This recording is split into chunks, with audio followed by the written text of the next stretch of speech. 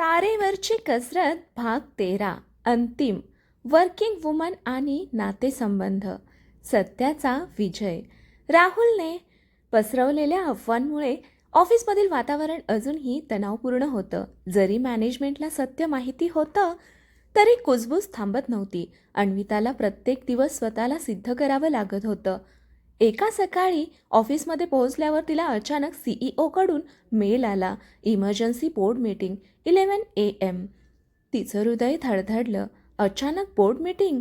काहीतरी मोठं घडणार होतं. कॉन्फरन्स रूममध्ये सगळे वरिष्ठ अधिकारी उपस्थित होते. राहुलही तिथे बसला होता. त्याच्या चेहऱ्यावर एक विचित्र आत्मविश्वास दिसत होता. जणू त्याने आधीच काहीतरी ठरवलं होतं.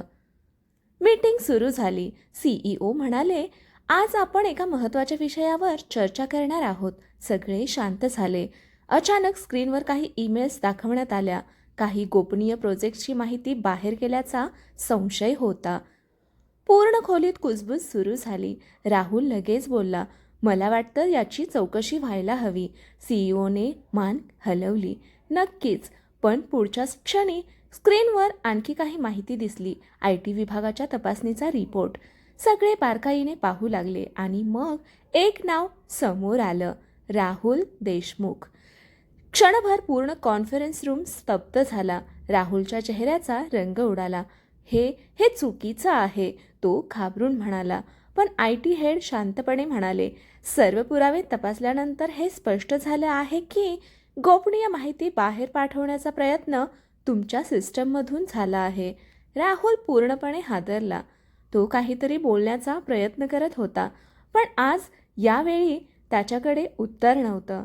सीईओचा आवाज कठोर झाला, कंपनी पॉलिसीनुसार ही गंभीर चूक आहे आणि त्याहून गंभीर म्हणजे ते थोडे थांबले.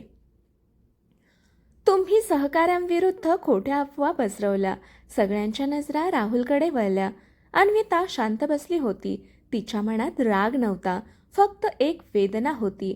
कारण एखाद्याचा मत्सर माणसाला किती खाली घेऊन जाऊ शकतो हे ती पाहत होती. मीटिंगनंतर सीईओ तिला भेटले. Anvita, yes sir, company is proud of you. तू या सगळ्या परिस्थितीतही व्यावसायिकता जपलीस. तिच्या डोळ्यात पाणी आलं, कारण हे फक्त कौतुक नव्हतं, तर तिच्या संघर्षाचा सन्मान होता. त्या दिवशी संध्याकाळी ऑफिसमधून बाहेर पडताना अनेक सहकारी तिच्या जवळ आले. सॉरी, आम्ही चुकीचं समजलो. तू खूप मजबूत आहेस. अन्विता फक्त हसली, कारण तिला माहीत होतं काही वेळा सत्याला उशीर होतो, पण ते हरत नाही. घरी परतल्यावर विहानने तिचा चेहरा पाहिला. आज काहीतरी चांगलं झालंय. अन्विता हसली आणि त्याला सगळी गोष्ट सांगितली. विहान शांतपणे ऐकत होता. मग म्हणाला, म्हणूनच म्हणतात खोटं वेगाने पळतं, पण सत्य शेवटी जिंकतंच. त्या रात्री बाळ तिच्या कुशीत झोपलं होतं. तिने तिच्या केसांवरून हात फिरवला. डायरी उघडून ती लिहू लागली, प्रिय बाळा, आज मला आयुष्यातील एक मोठा धडा मिळाला. तुझं सत्य आणि तुझी प्रामाणिकता कायम जप. लोक काहीही बोलतील, काही जण तुला खाली खेचतील, पण जर तू योग्य असशील तर वेळ तुझ्यासाठी बोलते. आज मी जिंकले, राहुलवर नाही तर माझ्या भीतीवर. डायरी बंद करताना तिच्या चेहऱ्यावर शांत समाधान होतं, पण आयुष्य तिच्यासाठी अजून एक सुंदर सरप्राईज घेऊन येत होतं, जे तिचं कुटुंब आणखी जवळ आणणारं होतं. कुटुंबाचा खरा अर्थ. राहुल प्रकरण संपल्यानंतर अन्विताच्या आयुष्यात पुन्हा शांतता आली होती. ऑफिसमध्ये तिच्याबद्दलचा आदर आणखी वाढला होता. लीडरशिप रोलमध्ये ती उत्तम काम करत होती. घरात बाळाच्या गोड खोड्या सुरू होत्या आणि अनेक महिन्यानंतर तिला वाटत होतं की आयुष्य योग्य मार्गावर आहे. एके दिवशी रविवारची सकाळ होती. सगळे निवांत होते. बाळ आता 6 महिन्यांचं झालं होतं. त्याची बडबड, हसणं आणि रांगण्याचे प्रयत्न पाहून सगळ्यांचे दिवस आनंदाने भरून जात होते. सुमित्रा बाळासोबत खेळत होत्या.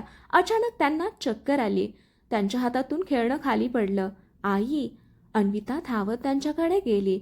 माधव आणि विहानही घाबरले. सुदैवाने काही गंभीर नव्हतं, पण डॉक्टरांनी तपासणी करून स्पष्ट सांगितलं, ताण कमी घ्या, आता स्वतःची काळजी घ्या. घरी परतल्यावर सुमित्रा शांत होत्या.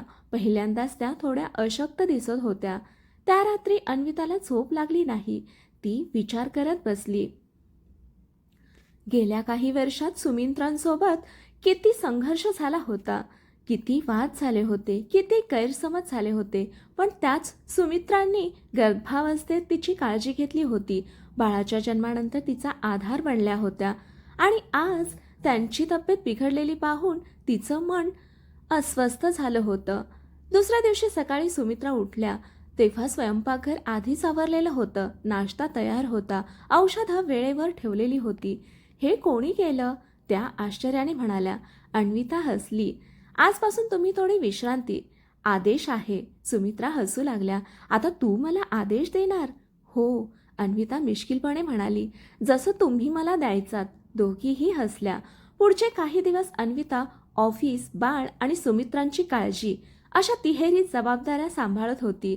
एका रात्री सुमित्रा तिच्या खोलीत आल्या. त्यांच्या डोळ्यात पाणी होतं. अन्विता, हो आई, मी तुझ्याशी एक गोष्ट बोलू का? त्या काही क्षण शांत राहिल्या. मग म्हणाल्या, जेव्हा तू या घरात आलीस तेव्हा मला वाटायचं तू माझ्या मुलाला माझ्यापासून दूर नेशील. अन्विता स्तब्ध झाली. म्हणून मी तुला समजून घेण्याऐवजी सतत चुकीचं समजत राहिले, तुला टोमणे मारले, तुझ्या करिअरवर प्रश्न उपस्थित केले. त्यांच्या डोळ्यातून अश्रू वाहू लागले.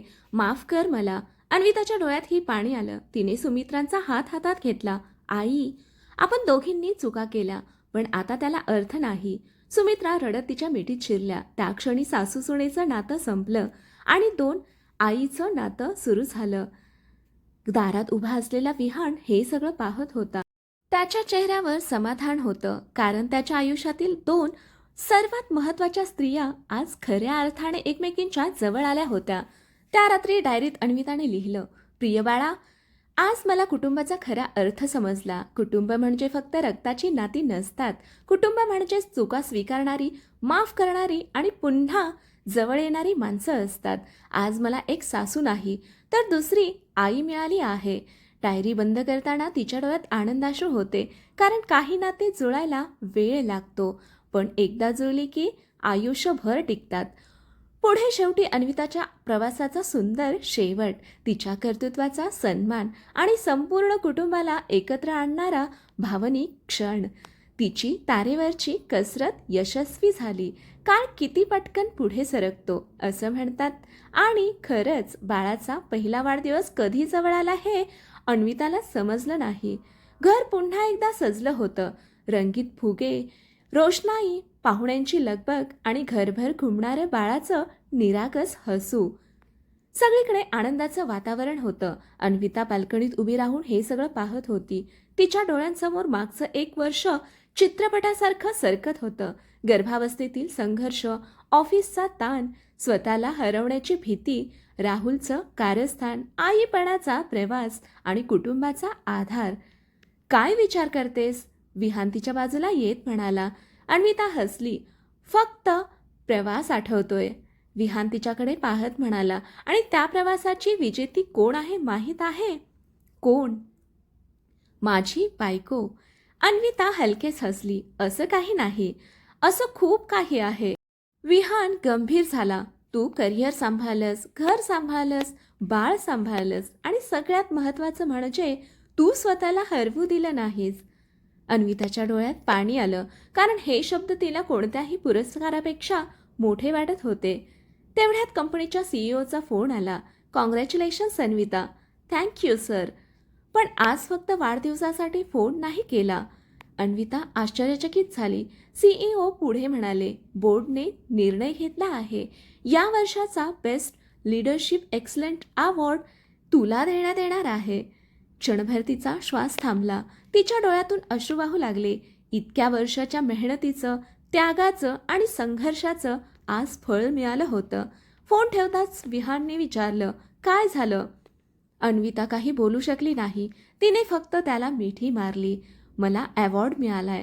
संपूर्ण घरात आनंदाची लाट पसरली. सुमित्रांनी देवासमोर हात जोडले. माधव अभिमानाने हसले. रोहन ओरडला. पार्टी डबल झाली.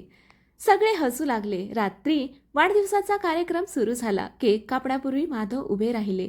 आज मला काही बोलायचं आहे. सगळे शांत झाले. या घरात गेल्या काही वर्षात खूप काही घडलं.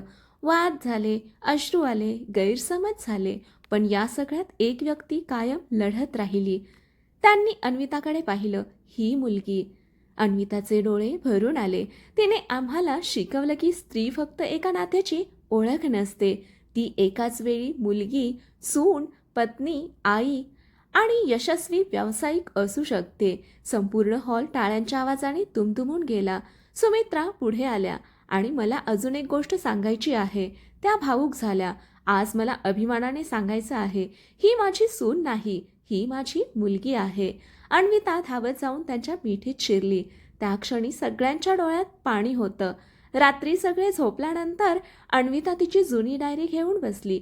तिने शेवटचं पान उघडलं. प्रिय बाळा, आज तुझा पहिला वाढदिवस आहे आणि आज माझ्या आयुष्यातील एक सुंदर पर्व पूर्ण झालं. या वर्षाने मला खूप काही शिकवलं. कधी रडवलं, कधी घडवलं, कधी तोडलं आणि पुन्हा उभं केलं. पण सर्वात महत्त्वाचं म्हणजे या वर्षाने मला माझी खरी ओळख दिली. मी फक्त आई नाही, मी फक्त करिअर वुमन नाही, मी फक्त पत्नी किंवा सून नाही, मी अन्विता आहे आणि मला स्वतःचा अभिमान आहे. डायरी बंद करताना तिच्या चेहऱ्यावर समाधान होतं. खिडकीतून चंद्रप्रकाश आत येत होता आणि तिच्या आयुष्यातही, कारण तिने आयुष्यभर चालणारी तारेवरची कसरत यशस्वीपणे पूर्ण केली होती. समाप्त.